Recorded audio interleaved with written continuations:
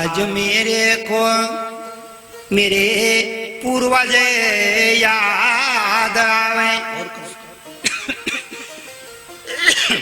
भाइयों, जब मैं छोटा था 9 बरस का, कौन कह रहा है?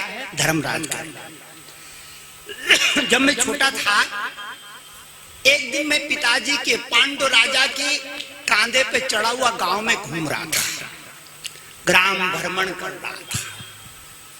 पांडु राजा के कांधे में चढ़ा और उनका चुप्पा पकड़े हंस रहा था पिताजी की गोद में, पिताजी के कांधे पे, और नगर गांव का भ्रमण कर रहा था।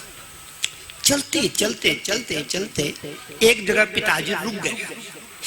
जब पिताजी रुके तो मेरे से कहते हैं, ए धर्मराज,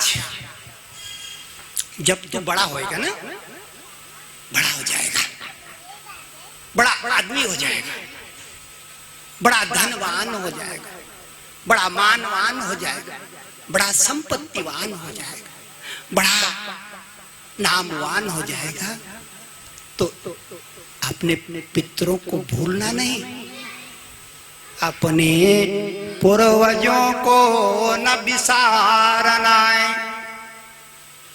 ये नहीं कि बड़ा आदमी हो गया, धन से मान संपदा से राजा की तरह हो गया और अपने पूर्वजों को भूल गया। पांडु राजा कहते हैं, बेटा धर्मराज, जब तू बड़ा होएगा, बहुत बड़ा होएगा, अन्न धन का भंडार होगा तेरे घर में। तेरे को पितरों का आशीर्वाद है कि तेरे घर में अन्न धन का भंडार होएगा, लेकिन अपने पूर्वजों को न बिसारना है। प्रियंते पितरा सतसे, अपने पूर्वजों को खुश करने के लिए अपने आंगन पे पुराण गाथा लगाना,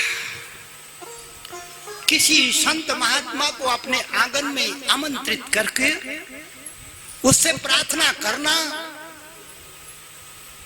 आज मेरे आंगन को पवित्र कर दो, आज मेरे आंगन को पवित्र कर दो, नारायण की कथा वार्ता से। आज मेरे परिवार जनों को, मेरे श्रोताओं को पवित्र करो नारायण की कथा से। और खोल इसको, पहले की तरह नहीं, ये खराब हो गया बीच में। और खोल। आज आकर के हमारे घर द्वार को पावने करो। करते रहो, जब ठीक हो जाएगा मैं रोक दूंगा, करते रहो। पांडु राजा ने धर्मराज को बताया, जब तू बड़ा हो जाएगा तो अपने कुल देवता की कथा लगाना, किसी को बुलाकर। आज पूर्वज तो है नहीं, आज धर्मराज सोने के सिंहासन पर बैठा हुआ रो रहा है, पूर्वज याद आ रहे हैं। पिताजी ने कहा था, जब सब कुछ होगा तो आंगन को पवित्र करने के लिए नारायण की कथा लगाना। मैं लगा तो दूं, लेकिन सुनाएगा कौन? कौन होगा बड़भागी जो मेरे आंगन को पवित्र कर देगा? और नारायण की, मेरे कुल देवता क्षीर सागर वासी की गाथा सुना करके हमारे प्रजाजनों को आनंदित करे। कौन होगा जो बैकुंठ की लीला को मेरे द्वार पर ले आएगा? कौन होगा जो बैकुंठ की गाथा को मेरे द्वार पर सुना देगा? शायद मेरे भाग्य में नहीं है पितरों को सुमिरन करना, पितरों को याद करना, उनकी स्मृति में भागवत श्रवण करना। धर्मराज रो रहे थे, इतने में एक चमत्कार हो गया। देखो मेरे भाइयों, जब हमारी लगन, हमारी श्रद्धा सच्ची होती है तो कोई न कोई हमारा सहायक बन जाता है। कभी भी ध्यान कर लेना, जब आपके ऊपर कोई संकट आता है तो कोई न कोई मित्र बन के खड़ा हो जाता है। मैं हूं ना, मैं करूंगा, तेरा काम करूंगा, तेरा कारज करूंगा, सफल कर दूंगा, जयकार हो जाएगा। धर्मराज रो रहा था सिंहासन पर बैठा हुआ। इतने में पांचों पांडवों के कानों में एक स्वर्ग की धुन आ गई। गुरुजी कहते हैं, स्वर्ग का राग रंगे धरती पर आने लगा, आसमान में स्वर्गीय देवताओं का ऋषि विराजे। स्वर्गीय महात्मा खड़ा है आसमान में, हाथ में 100 तारों की वीणा है। और क्या रूप है, पीला वस्त्रधारी है, पीतांबरी, पीली बैजंती माला गले में पड़ी है। चेतस चिंतय